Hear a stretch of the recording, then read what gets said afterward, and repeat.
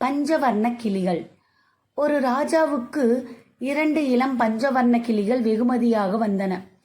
ராஜா அந்த 2ஐயும் பறக்க வைத்து பேச பயிற்சி கொடுக்க சொன்னாரு. அதுல ஒரு கிளி நல்லா பறந்து வார்த்தைகளும் கத்துக்க ஆரம்பிச்சது.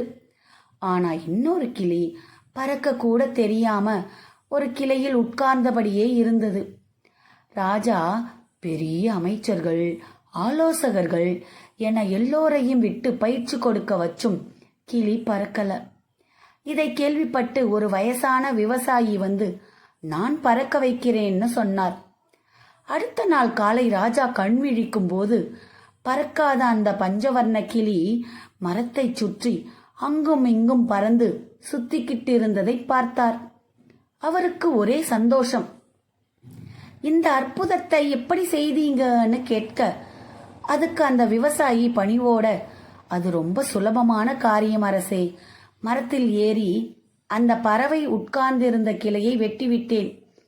கீழே விழப்போகிறோம் என்று தெரிந்ததும் கிளி தட்டுத்தடுமாறி பறக்க பழகிவிட்டது என்றார்.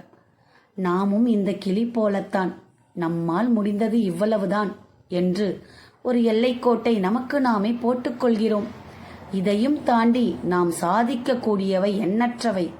தடைகளை தாண்டி சரித்திரம் படை. நன்றி.